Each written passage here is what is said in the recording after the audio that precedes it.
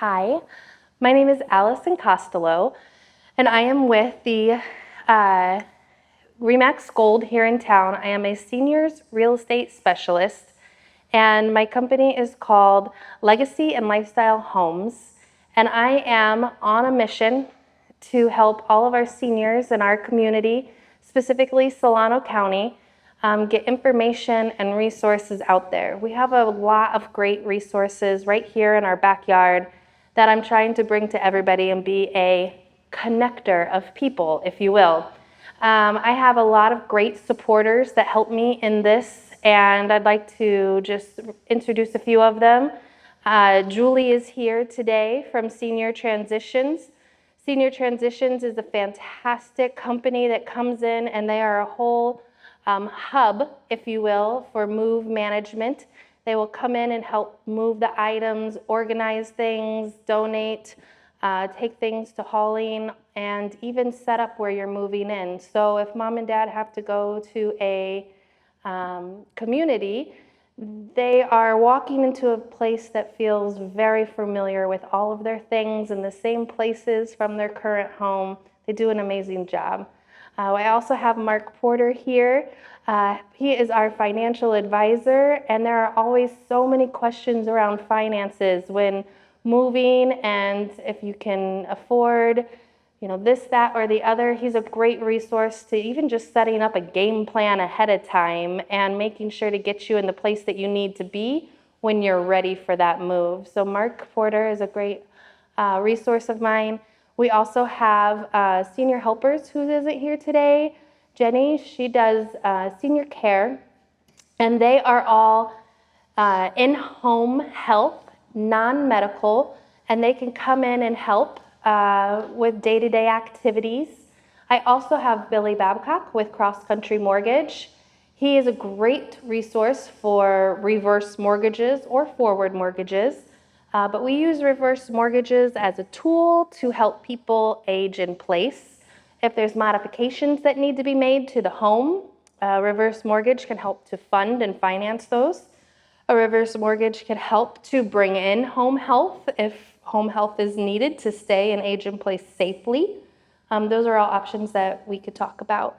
But today we are here with Stephanie with Enabled Care Management, and I'll let her introduce herself.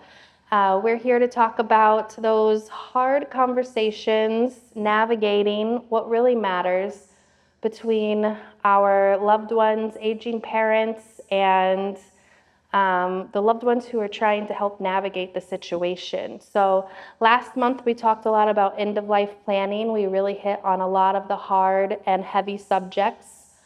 We had the funeral home here and hospice and death doula. And just to plug for next month in June, because we do this every month on the last Wednesday of the month at 1 o'clock, we're going to be talking about the different options of senior communities, what they offer, what they are, how they work inside and out. And if I can give my own 2 cents so that you can truly see that these places are like all-inclusive resorts, cruise ships on land. They're pretty beautiful. So I'm super excited to bring that to you next month. But Stephanie, if you'd like to go ahead and take it away. Sure. Okay. Sorry. Use this. Okay. Thank you. Everybody hear me okay? I'm a loud talker, and I'm also from the East Coast. I speak very quickly, so if you need me to slow down, you can just give me a little slow down. I won't be offended. So my name is Stephanie Peters. I'm very grateful to be here. I'm the CEO and founder of Enable Care Management. I will talk about what care management is because most people are not aware, which is totally okay. I'm also a certified mediator. I'm an end-of-life doula, and I'm a certified dementia practitioner.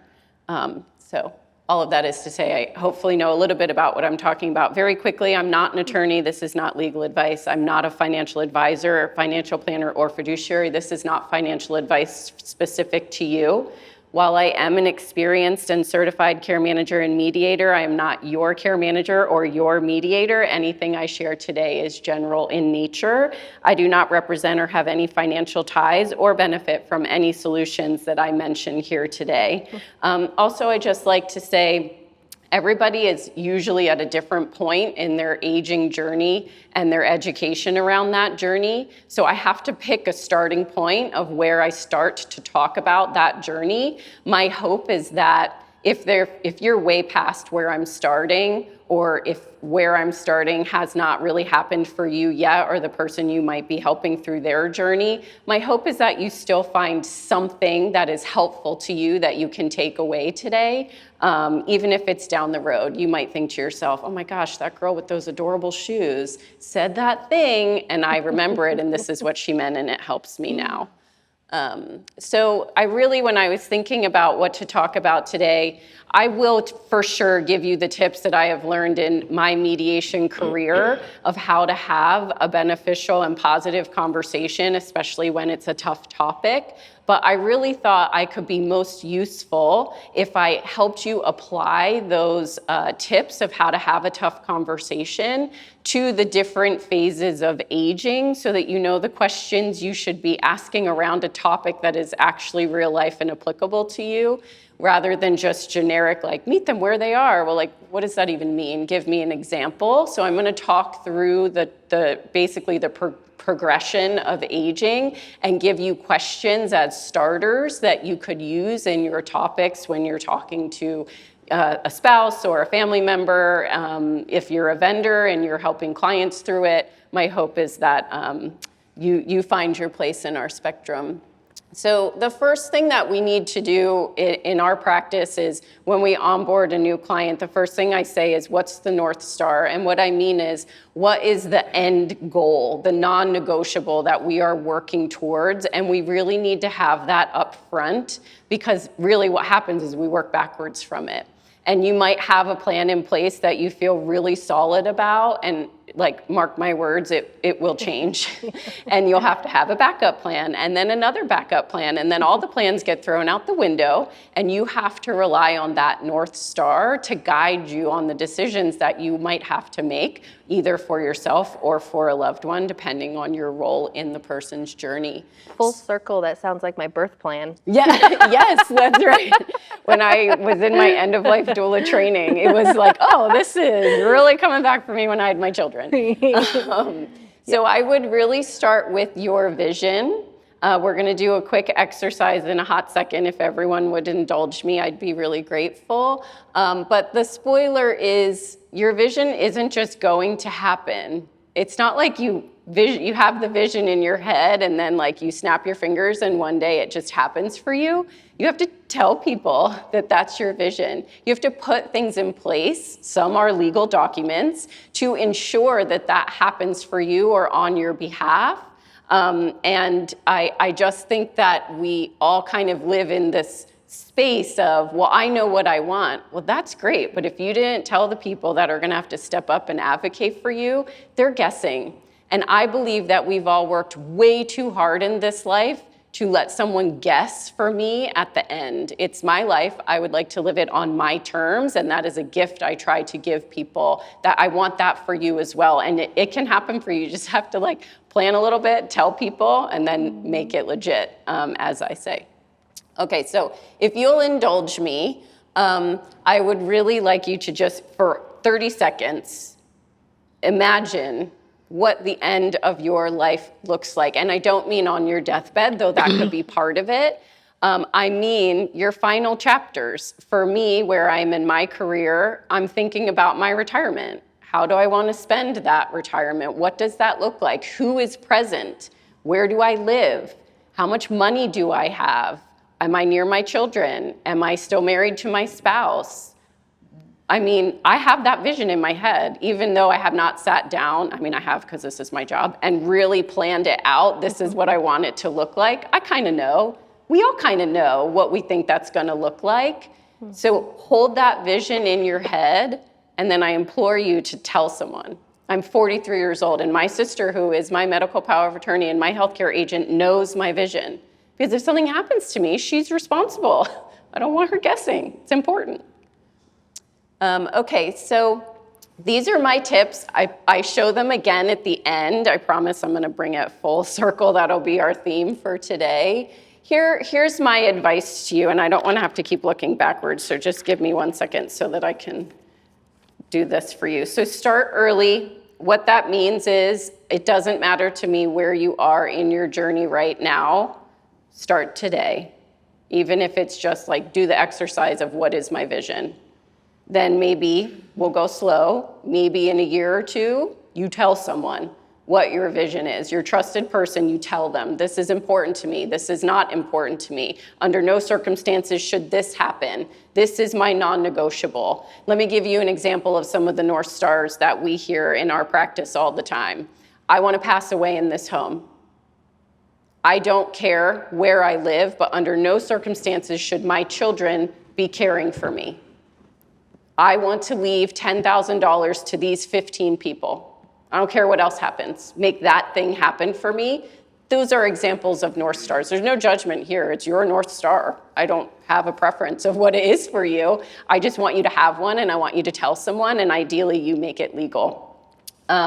Be super curious as much as you can. I say this all the time. Clear is kind, which I totally believe in, but I believe curiosity is kinder. So when you're having a conversation with someone, and I always like to note it is in fact a conversation which inherently requires two people to share their thoughts, visions, experiences, not just one-sided, that you're curious in nature. Try so hard not to judge what you hear this person say, because I can tell you I've helped thousands of families at this point personally, let alone my company.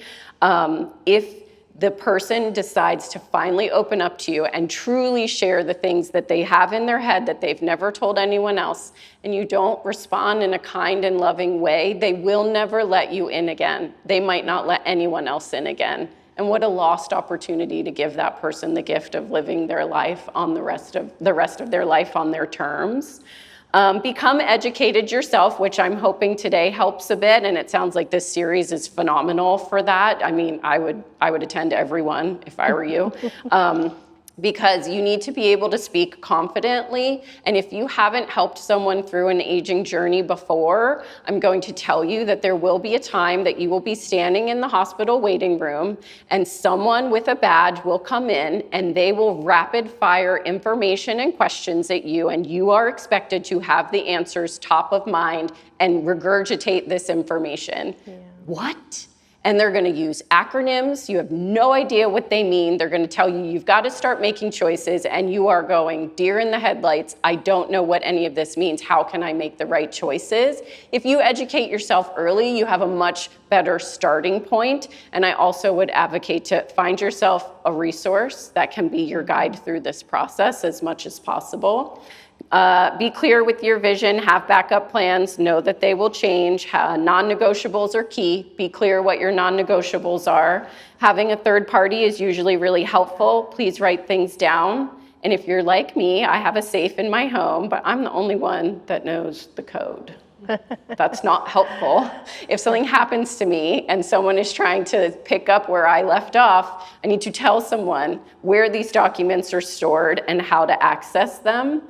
They're meaningless, right? They're meaningless. You have the documents, but nobody can get to them or find them. Yes, and trust me, you won't remember. You will not be able to remember in a time of chaos what you decided you wanted 5 years ago after you heard this presentation. So please write it down. We listen and we don't judge. Be curious. Be a curious detective. Look for signs. And then my final piece of advice is clear is kind, but curiosity is kinder.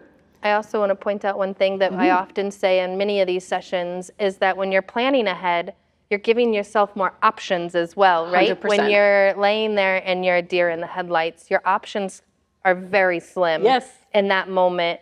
And that is a very lost opportunity to do these things way ahead of time, to just educate yourself so that you have these options available to you, probably more cost effective. It feels better. You feel like you're in control versus somebody else telling you got option A or B and that's it. Yes, that's right.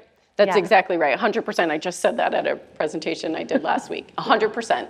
It will not be your choice anymore at that point. So if you don't plan ahead and write it down and tell someone, somebody else is going to choose for you. Yeah. And they probably don't know you very well. So this is what a progression typically could look like in the aging journey. So planning phase, get your legal documents in order, get a plan in place, find the right doctors and team. The next one says help at home, but home is in quotation marks because really what I mean is wherever you are choosing to reside, these services that I'm going to talk about come to you wherever your residence is. It could be at an assisted living, it could be at your personal residence, wherever you are living. So that's why the home is in quotations.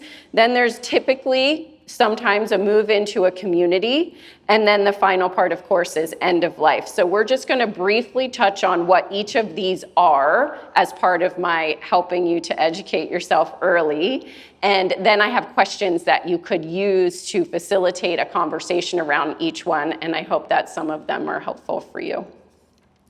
Okay, so first we're going to start with how to plan. I'm going to breeze through this because I touched on it already, but these are the main buckets of life that you're going to want to start to plan around: your finances, your insurance, your legal documents, your medical documents, but also who your team is, your care, your social well-being, and your end-of-life planning. What I recommend in your planning phase is have the conversation, write it down, make it official, which means whatever needs to be legal becomes legal, and then tell someone where you save it. That's my recommendation here. There's also, if you're interested, there's a really cool resource. Her name is Vicki Kind, and she wrote a book. She's a bioethicist. And you know, the state of California and sometimes the federal government will give you forms that help make these things legal. In my opinion, respectfully, they are not very good forms. They do not leave room for you to express what you would actually like to have happen. It assumes one size fits all. Check A, B, or C if you're not sure. These are not good options for us. So Vicki Kind, the reason I brought her up is her book is fantastic, and she actually advocates that you write a letter to whomever you are deeming as your power of attorney or your healthcare agent. You just give them a guide. Hey, it's okay. Try your best. This is what I don't want. This is what I do want. I cannot possibly think of all the scenarios that may happen in my life and the decisions you may have to make, but here is what is important to me. And then maybe give them a little kindness. Whatever you choose, I'm sure will be wonderful. Thank you so much for being in this position and doing this job for me. I think that's a very beautiful resource. Okay, so I'm going to skip quickly over the planning because I think that's it. Mm-hmm. One more thing is another thing I've mentioned a few times is that even if you go on Amazon now, there are tons of different options for end-of-life planning to just get the conversation started, to give you the topics, to give you the things to just start to think over. And that's a beautiful tool to use in congruence with planning, because sometimes if you don't want to have that face-to-face conversation of like, I am asking you the hard question, it becomes us against the book or the question or as a team. And that feels much better to be a team against the book or the question than to have to look at you in the face and ask the question point blank. So I always like to bring that up as well. Yeah, I totally agree. There are things like around end of life, the death deck, a lot of people may have heard of. There are really cool tools. Just as she said, put it in Amazon. There are awesome 5 Wishes is another great one for end of life planning. Really cool tools that you could use to help facilitate those conversations. Thank you for that. Okay, so now we're going to dive into help at home. Again, home is in air quotes. It's wherever you are residing. Really quickly, home care. Home care is different than home health. Most people are not aware that they are 2 different things. Home care is also called caregiving. It is basically help wherever you are residing with activities of daily living. Things like getting dressed in the morning, taking a shower, making sure you can prepare meals. Are you taking your medications correctly? Can you get to the doctor's appointment or the grocery store? This is called home care in the industry, also called caregiving. I put up here for you the approximate cost as of today, though it's rising. I'm sorry to be the one to tell you, because if you are going to have a conversation with someone around this, you have to understand the impact. What are we even talking about? How big of an impact is this going to have on the budget? Does it get covered by insurance? No. Sometimes long-term care insurance. So if somebody has a long-term care insurance policy, do not let it lapse, is my personal opinion. So here are some facts. I'm happy to share this out as long as it's okay with Allison, so that you can use this data and information for your questions. There are agencies that provide non-medical home care, also called caregiving, also called home care, or you could employ someone privately. I have opinions on which to go with. You're welcome to email me after, and I'm happy to dig into that at that time. And typically around this time is when you're thinking about help in your home, is around the time that we're talking about driving. And is it appropriate for this person to still have the keys? So that's kind of weaved into some of the questions I'm going to tackle next. So here are some questions to give you food for thought of how you could facilitate a conversation. How do you feel about people in your home helping you? How do you feel about your children helping you with things like taking a shower, preparing your meals for you, potentially serving you in bed? How do you want to navigate needing help at home? How do you want to navigate that? What does that look like for you? Do you want to navigate it at all? You want me to just take it, but then you have to be cool with the decisions that I make, right? These are just conversations that we need to have. Is there anything that bothers you about receiving help from someone else? I do not like to ask for help personally. Stephanie Peters, not good at it. It's really a bit of a spot for me that I need to work on because I know what could be coming for me, and having someone help me and not do it exactly the way I want it done, I'm going to be the worst. But that's important for the people who are helping me navigate this journey to know. You have to know who I am as a human being and how I feel about these things to help me navigate it. What qualities do you value in organizations? What qualities do you value in other human beings? That's going to help us find the right fit for you. So these are really important questions to ask. What is a non-negotiable? And I've shared some of those non-negotiables, right? Under no circumstances do I want my daughter helping me with this. It's really important to me. Okay, whatever it is, let's just talk about it. Anything you want to add there? No, that's great. Okay, let's move to moving into a community. So really quickly, what is a community? So Medicare typically will pay for skilled nursing facilities or inpatient hospice care.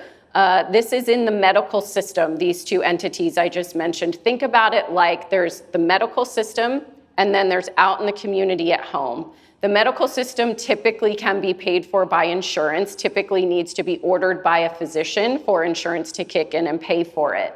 In the community, you might hear terms like CCRC, continuing care retirement community, assisted living, independent living, memory care. There are tons of hybrids out there, boarding care homes. There's a whole bunch of options in the community. Typically, in the community setting is going to be private pay or long-term care insurance are your two payer options.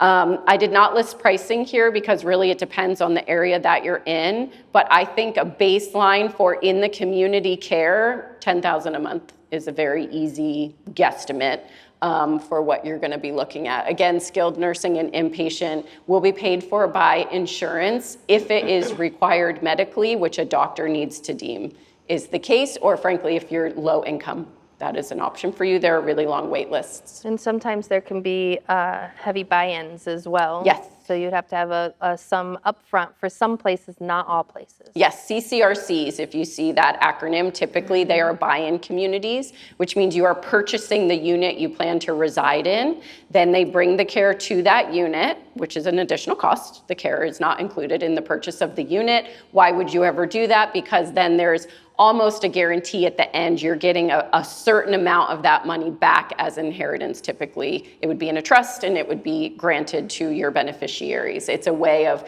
not just spending in rent, but investing in a property and getting some of that return. But there are a lot of pros and cons. Care managers can help you with it, or senior living specialists can help you navigate all of that. So what are some questions that you might want to ask if you are talking to your loved one or for yourself to ponder around community living? How do you feel about sharing a room? What's important to you about where you reside? On a scale of 1 to 10, how important is food, decor, socialization, activities, environment, location, cost? I would literally rank order them because that will help when we have to search, that we know what's important to you. Otherwise, we're guessing. I think mom would really want this. Well, sibling might say, she hasn't done that in 20 years. She's not interested. And now a fight has broken out, and hence the mediation.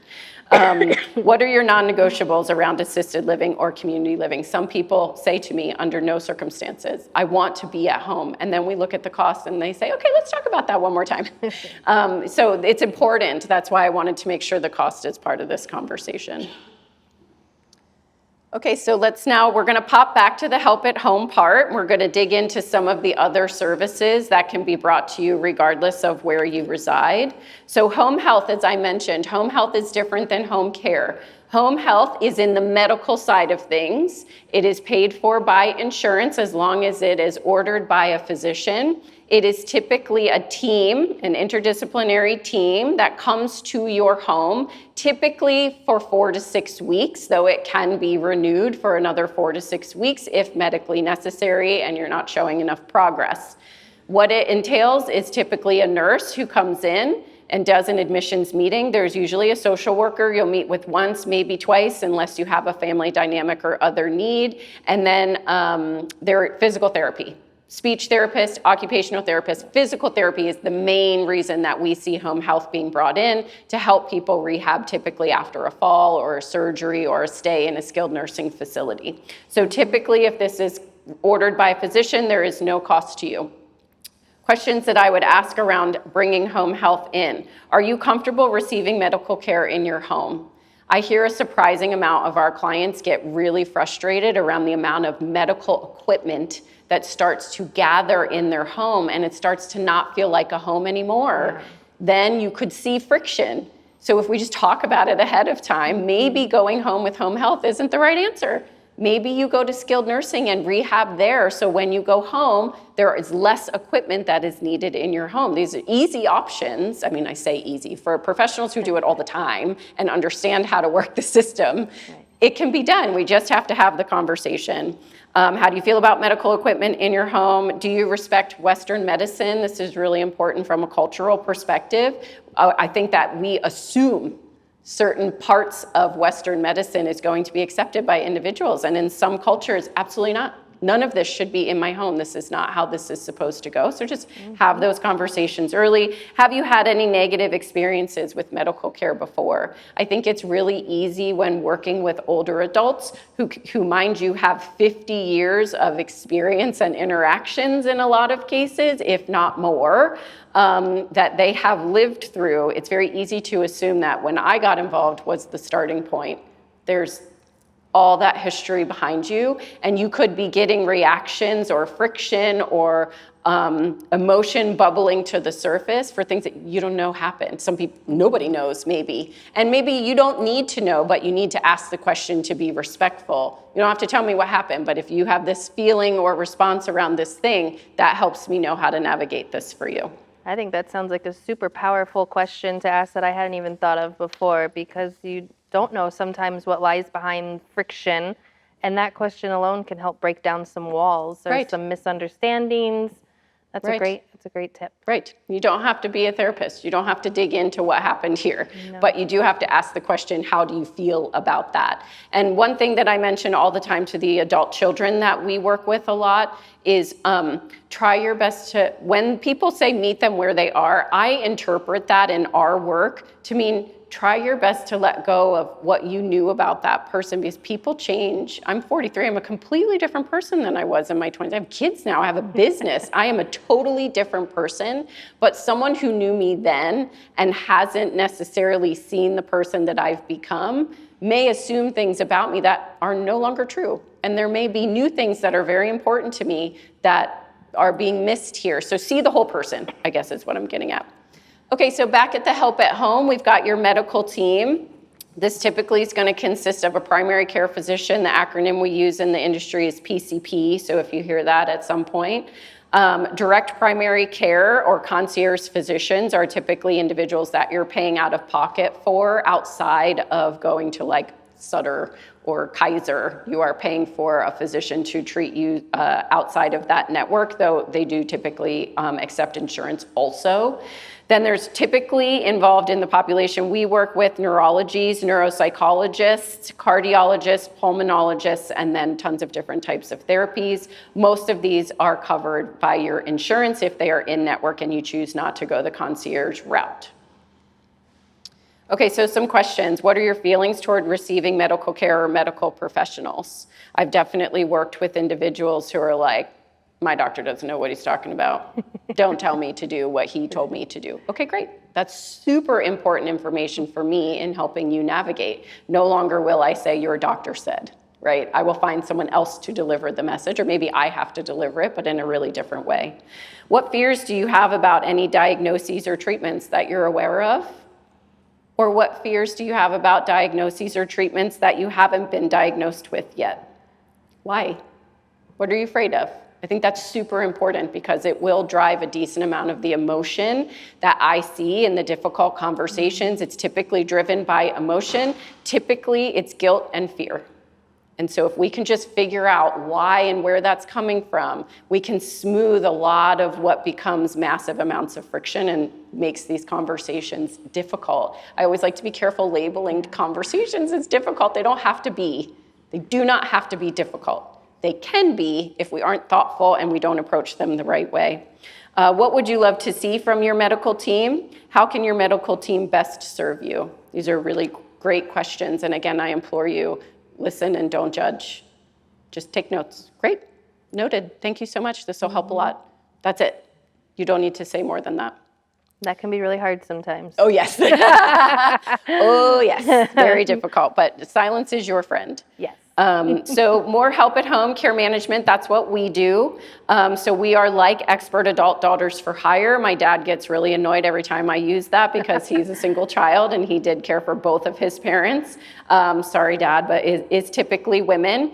We have the IDT approach within our practice. And really what care managers are supposed to do is we assess the situation, we come up with a plan, we execute the care plan, and then we adjust like every single day. We reassess, we create a new plan, and we execute that plan until it stops working again.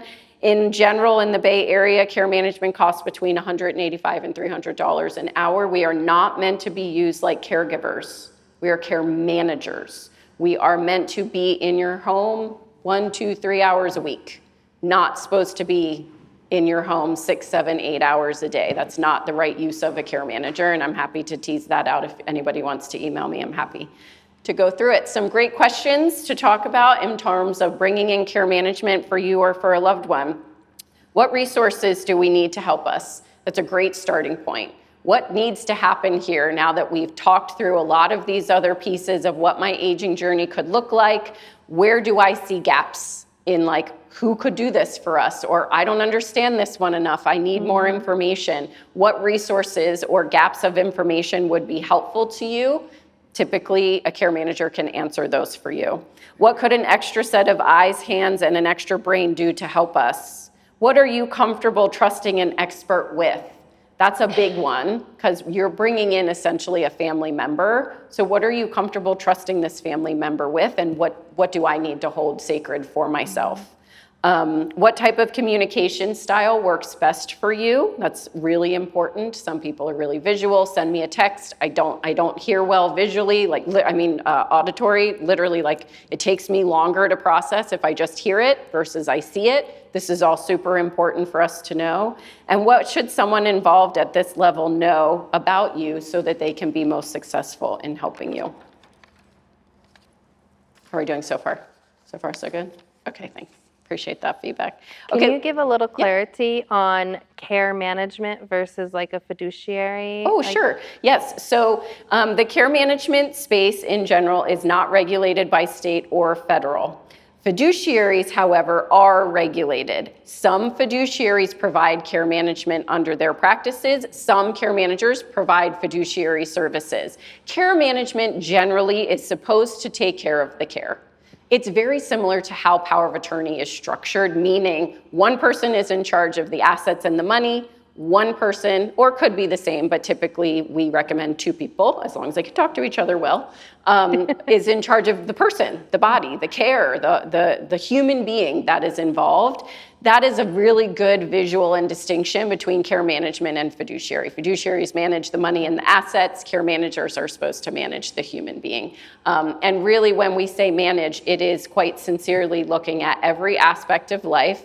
Do you have what you need to accomplish your North Star? And when you don't, our job is to get it for you. Yeah. That's it. We're kind of like your hired expert adult daughter that do all of those things for you. We do not touch the money. I can tell you what things cost. I can tell you if you're getting a good deal, if it's a good value, but I can't help you write that check. That's a fiduciary.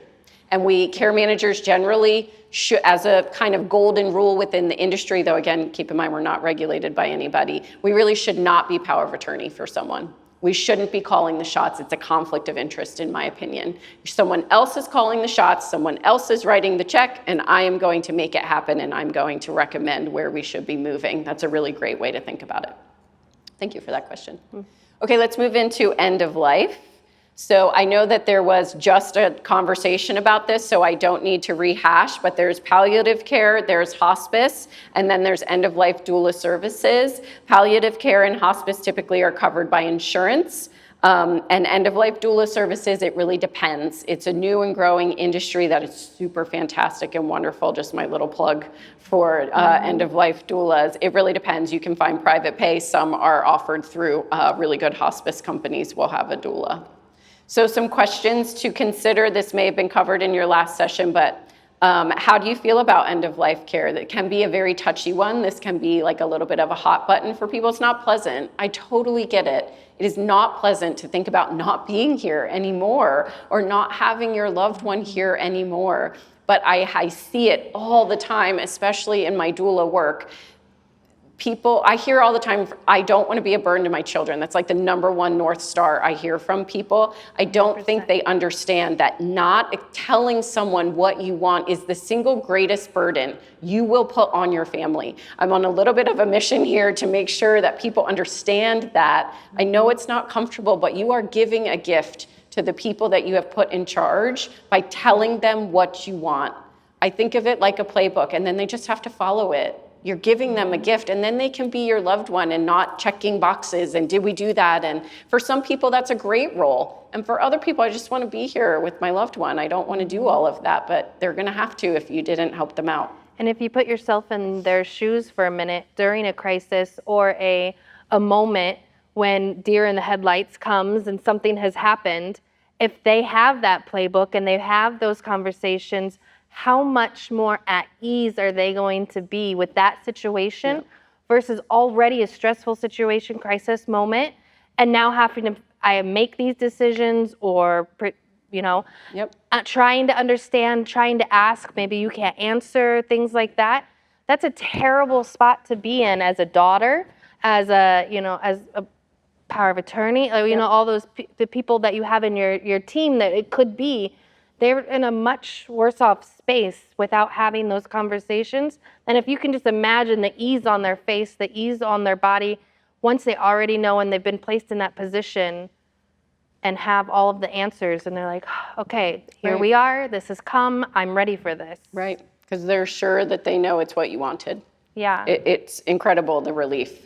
Okay, so what do you know about end-of-life care? A lot of people don't understand what the process looks like, the difference between palliative and hospice, which I know was just covered. Do you have any non-negotiables around end-of-life care? Are there any spiritual or cultural beliefs or customs that we should know about? And do you have any wishes around after your passing?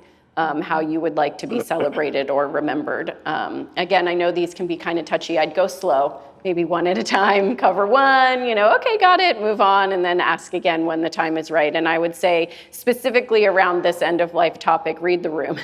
Make sure, have you eaten? Are you in a good space? Is today a good day to cover these items? If not, it's okay. If someone is consistently shutting you down, no, I don't want to talk. Nope, not a good day. Not a good day. Thanks for coming. Not a good day. I don't want to talk about it. That's where I would pivot your strategy. Don't take it personally, but maybe they don't want to talk to you about it. That's okay. find the who can get that done for them, as long as it gets done. There shouldn't be any egos when it comes to helping someone through their final stages of life. I would pivot your strategy. Some people like to write. Okay, if you don't feel comfortable talking to me about it, can you write a journal about it? And do you feel comfortable giving it to me? Or give me bullet points, or who do you feel comfortable speaking to about it? And then get in touch with that person ahead of time, right? I've done this with physicians before. Hey, this person is going to talk to you about these things. It's super important. Please write it down, because I need this information as their power of attorney or whoever to help them. Because if you don't give them the heads up, right, they might not realize the importance of the information they're being given. And then you reach out to them after and they're like, oh gosh, I'm sorry. I wasn't listening that thoroughly to regurgitate it to you. So I would really recommend, if you're going to outsource that conversation, to let the other person know the part of the role that they're playing. So food for thought around technology. This is ever changing, really becoming a thing, if you will, in the senior care space. And I think it's really important to just start to get a feel for the individuals that you're helping around their kind of overall, how do you feel about the use of technology? Cameras in the home, audio devices that listen to what's happening. Usually when I have these conversations with some of our clients, of course, the initial reaction is no. I don't want cameras. I don't want to be monitored. Sometimes that's where being educated, however, about the cost and the options can help move that in a different direction if that's appropriate for the person. What do I mean? Sometimes we've been able to help clients deter or lower the hours of caregiving services needed in the home through the use of technology. So if you can sometimes do a cost analysis with someone and say, okay, I hear you, you don't want to be recorded on a video, but what if I had a sensor that told me whether or not you opened the refrigerator today? You stood in front of the stove for 20 minutes and then left and never came back. Are we sure the stove was turned off? Things like that, these data points that can help us and reduce the cost of someone being in the home with you. Sometimes that cost analysis can make someone go, okay, actually, let's talk about that. You know, if that helps me reach my North Star, maybe I'm singing a different tune. It depends. I'm not advocating one way or the other. I just think that these are really important tools that could be used, but it's important to have the conversation ahead of time. Otherwise, we're going to err on the side, if a care manager is involved and is guiding you through this process, we tend to err on the side of not using them because we didn't have the person's consent. So we don't know if they would have been comfortable with it, and the technology's new enough that we err on the side of caution. So again, some questions. Oh, I didn't turn it. Here you go. Some questions around technology. How do you feel about the use of technology? Is there anything that scares you about it? If technology could help us reach your North Star goal, would you want us to use it? Okay, I'm going to go back to my tips here. Hopefully they're making a little bit more sense for you after we've been through all of this content, but I want to reiterate, start early and go slow. When we say meet someone where they are, we mean if they're putting up a wall, respect it. If they're not ready to talk about these things, they aren't. If you're repeatedly getting walls being put up, I don't want to talk to you about these things, shift your strategy. Find a strategy that does work for this person. Become educated yourself so that you know the right questions to ask, because if you only get one shot at this, which sometimes is the case, you get one opening, you better take it, and you better be prepared to ask all the questions you need to ask and to be really thoughtful through those questions, because that might be the only shot you've got. Some people are really emotionally guarded, and I totally understand. Life is hard. Relationships are hard, and we are pain averse as human beings, so I totally get it. So just be ready if you get the chance. If it's you, be clear with your vision. Tell someone, write it down, tell them where it's written down, and ideally you're making it legal. And the last thing I'd like to leave you with is clear is kind and curiosity is kinder. I love it. That's it. Any questions that I can answer? Stories I can tell? I have hundreds of them. Anything? I was just going to say storytelling in general. It's okay. Storytelling in general can be a powerful tool when trying to get communication from somebody if they're shutting down. Telling a story that is similar to what you're trying to get out of them or make them think about in a story form versus questioning as well can be powerful to take it off of them. They don't have to answer, they just have to listen, and you're telling a story, and it can just kind of ease things that then maybe you can dip back into the questions afterwards. Like, oh, this happened to Betty and Joe, and this is, they were, at a loss and they didn't have this stuff planned out or whatever it may be. There's lots of scenarios, but using storytelling as an approach to help break down walls sometimes can help. Totally agree. Yeah. If you have anything else? If there aren't any questions, I can tell one quick story to help illustrate the point of how important being detailed can be.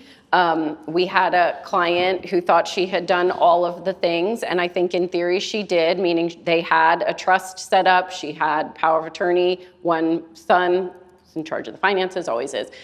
Daughter was in charge of the human being, always is. And mom's North Star was, I don't want to be a burden to my children. But guess what happened? She didn't explain what burden meant to her. So son said, she doesn't want to be a burden financially, you should take care of mom. And daughter said, no. She meant she doesn't want to be a burden to us, like in our lives, you should pay for care. And they couldn't agree. So we were brought in as mediators and had to say, okay, hold on, let's regroup. There is a solution here. But she thought she had done everything right. We had another one where these are not meant to be scary stories. They're meant to help get your process going and think about, have I been detailed enough? Have I put the right people in the right places? And then again, things are going to change. We had another case that I was brought in as the mediator because luckily our client still had faculty. She was still cognitively able to make her own decisions. She had not been deemed as incapable of doing that anymore. She had a trust. She had her daughter as one, her son as the other, as it always is, but they had not spoken in the last 3 years. They had a falling out. And I actually don't know what the falling out was. That never was brought to light for me, which is fine.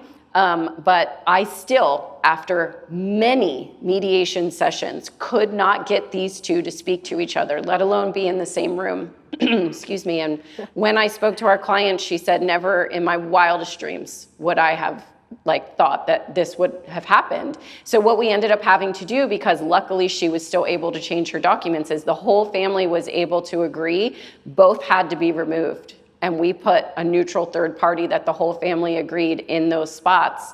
And actually, it was kind of crazy. I never would have guessed this, that removing both of them somehow gave the neutrality between the two of them, that they had one meal together as a family before she passed away. One meal. That's all they would agree to, but they did it because they both were removed from the power seats. Isn't that incredible? Human beings, you can't predict. Mm-hmm. For clients that have benefits, whether or not it's union benefits, state benefits, federal benefits, but they've lost the ability to remember that they have them. Yeah. Is there a way for you guys as care managers to help facilitate? Yeah, so the question was for clients who have benefits, whether it's veterans or pensions or long-term care insurance, these different types of financial tools that you can use, and they have lost track or no longer remember that they had these. Is there a way to track them down? Typically, yes, there is a way to track them down as long as there's some kind of what I would call historian that we can get a hold of or ideally is involved in the picture. This actually happened to my husband. His father passed away and there wasn't a close relationship there, and a former colleague stepped up and said, as an executive of this company, he would have had this benefit, which was a death benefit, and he luckily had named his children as the beneficiaries. We never would have known. There's no way we would have tracked that down. So we would use historians, like where did this person work? Were they ever in the military? We know kind of the questions to ask. Typically identifiers like Social Security, and we of course have to have authorization to call on your behalf, or we can tell you as a loved one, call these, here's the information you need, call these numbers, tell me what information you get. Typically it can be tracked down. Long-term care insurance is one that is always asked about, so if there's time I would love to dig into it just for a second, because everybody always asks me about this. We have a lot of situations, unfortunately, where someone thinks they had a long-term care insurance policy, but they don't remember paying that premium anytime recently. Pretty sure mom had that, but I don't know what happened to it. Typically, the question I get asked is, if the premium payment has lapsed, can we get it back? I have not had a lot of success making that happen for people. So my advice would be, if you have long-term care insurance, put it in that plan we talked about, write stuff down, tell people where it is. That is one to include for sure. I got the question a lot on the last presentation I got. Well, my premiums keep going up. Should I even keep paying this? I already sunk all this money into it. I've been paying for 20 years. My personal opinion, under no circumstances should you stop paying that premium. Under no circumstances. It is nearly impossible to get you an affordable plan now, if you even qualified from a health perspective.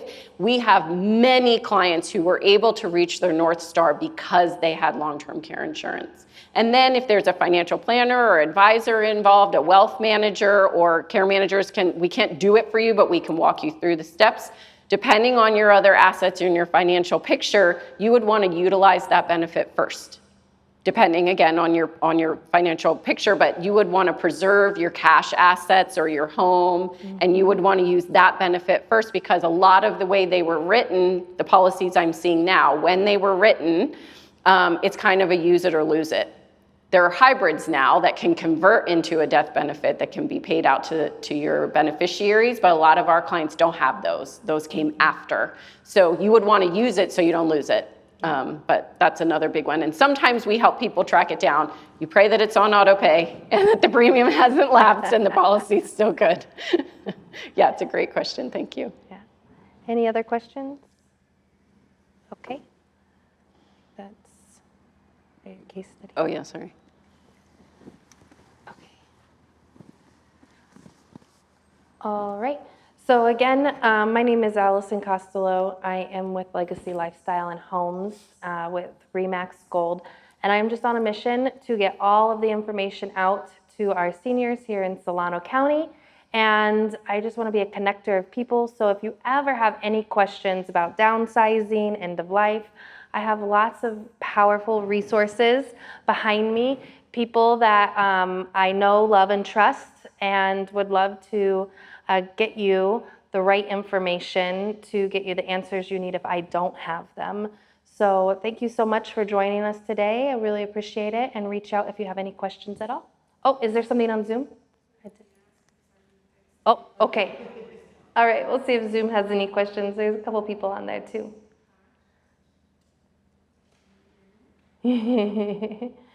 I made sure to have it on Zoom as well because I had a lot of people who could not get here physically, and so wanted to make sure it was an option for all people because it's important. No questions? All right. Well, thank you so much. I really appreciate it.